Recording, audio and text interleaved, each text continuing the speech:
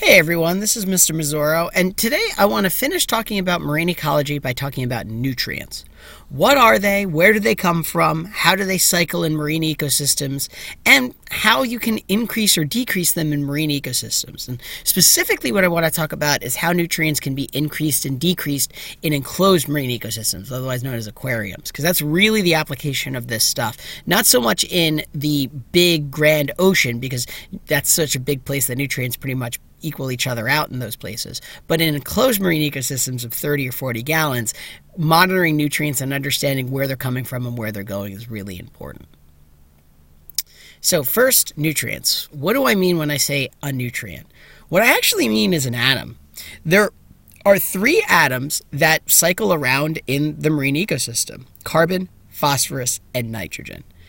All marine organisms use, like most organisms on Earth, carbon, phosphorus, and nitrogen to make proteins and carbohydrates and DNA and fat and all the molecules that are essential to life.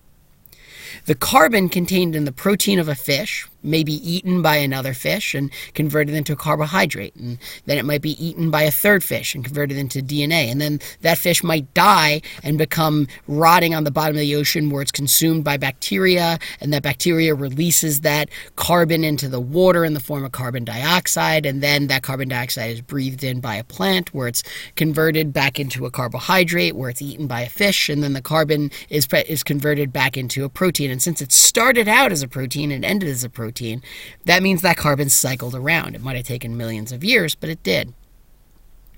All nutrient cycles, all these cycles of carbon, phosphorus, and nitrogen, all have a part in them known as detritus.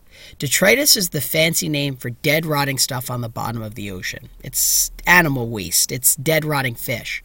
And in every case, detritus adds nutrients into the water. It adds dissolved forms of carbon, nitrogen, and phosphorus into the water. So here's our first nutrient cycle, phosphate cycle. Phosphate, when it's just dissolved and free-floating in the water, is known as phosphate. Phosphorus, when it's dissolved and free-floating in the water, is known as phosphate. And phosphate is removed by autotrophs, plants, phytoplankton, and seaweed. That's what eats phosphate, removes it from the water. Those autotrophs can either die, or they're eaten by organisms that then die, and they become detritus at the bottom of the ocean, dead, rotting material. The molecules that these organisms used that phosphorus to make, stuff like DNA, fats, proteins, they get processed by bacteria, and that bacteria puts that phosphorus back into the water. Those DNA, fats, and proteins are broken down by bacteria, and that phosphate ends up back in the water to be absorbed again by autotrophs. In some cases, that dead, rotting material can actually fossilize and be encased in rock. In any way, this phosphorus is eventually going to become dissolved back in as phosphate, and since it started as phosphate and ended as phosphate, there's your cycle. Thanks very much for coming. Now, if this were a fish tank, right, what would cause phosphate in a fish tank to be high? Well, let's look at it.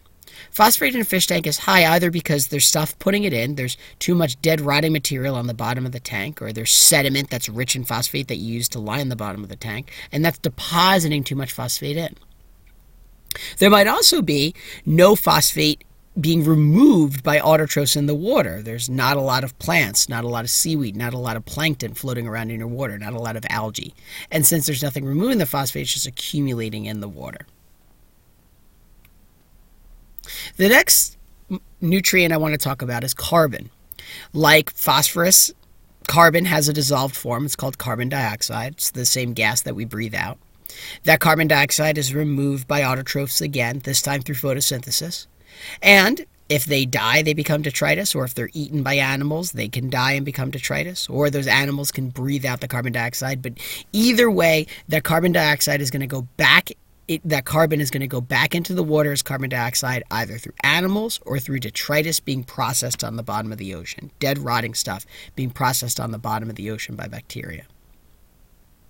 So looking at this carbon cycle again and thinking about like an actual fish tank where these nutrients aren't as readily balanced because you're talking about such little water, right?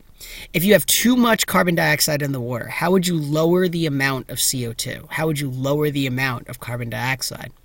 Well, the answer is you would add more things that remove it. You would add plants, add phytoplankton, add seaweed to your tank. Or you would take out things that are putting it in. You would clean the tank, which would remove a lot of the detritus at the bottom of the tank. Or you would stop overfeeding your fish, which when you overfeed fish, that extra food falls to the bottom of the tank. It just rots on the bottom of the tank and turns into detritus. Or you might remove some organisms, remove some fish that are putting CO2 into the water. How could you increase it? The opposite, right? You would increase it by putting in heterotrophs and not cleaning a tank as readily, or you would increase it by taking out autotrophs, which would remove it anyway. More fish, less plants would add carbon dioxide to the water. Our last nutrient is nitrogen. And unlike the other two, there's actually two forms of dissolved nitrogen in water: ammonia and nitrate. What's the difference? Ammonia is poison. Nitrate is not. Ammonia is in animals and organisms' urine. It is excreted. The reason you pee into a toilet and not into a cup and then drink it, unless you're Bear Grylls, is because your body is spending a lot of energy to excrete ammonia, a waste product, in your pee so it doesn't harm you. Ammonia is bad for you. It's also bad for fish, and fish live in the ocean, they drink all the time, and they excrete a lot of ammonia. The only organism in the ocean that turns ammonia into something harmless is bacteria. Bacteria in the water, which is called nitrifying bacteria, it's naturally occurring, convert poisonous ammonia into harmless nitrate. That nitrate is removed by autotrophs, either plants, phytoplankton, or seaweed, which are either eaten by heterotrophs or they die, and in either way, that death contributes to detritus, which is broken down by bacteria again and converts that nitrogen that used to be a nitrate back into ammonia. There's your cycle.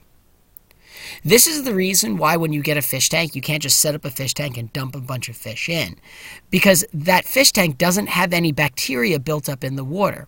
So all of those fish or heterotrophs are going to pee into the water, and then if there's no bacteria to break down that ammonia in that pee basically ends up killing your fish. It's also the reason why when you clean a fish tank, you're not supposed to clean it very, very well, because the more you clean a fish tank, the more you destroy those bacteria mats that convert that pee into nitrate, and the more tendency you have of killing fish, the better you clean a fish tank. So that's it. We've talked about where nutrients come from. We talked about that carbon, phosphorus, and nitrogen basically come from the fats, proteins, carbohydrates, lipids of organisms. And then as organisms eat each other, those carbon, phosphorus, and nitrogen is converted into different molecules, or those organisms die and become detritus on the bottom of the ocean. We talked about how they cycle through a marine ecosystem, how detritus on the bottom of the ocean or the bottom of a fish tank adds those nutrients in, dissolved forms of carbon, phosphorus, and nitrogen, known as carbon dioxide, phosphate, and nitrate. And we learned how autotrophs take them out and heterotrophs eat the autotrophs, etc., etc. And last, we talked about how nutrients can be manipulated, how they can be increased or decreased just by understanding how these cycles actually work. Talked about adding autotrophs, which would remove dissolved forms of nutrients from the water, or maybe adding heterotrophs, which would put them in most cases. And that's it. That's what I wanted to talk to you about with nutrients and nutrient cycling. Our next unit is on benthic organisms, any organism that lives on or near the ocean bottom. And I hope you enjoyed our talking about marine ecology, and I'll see you next time.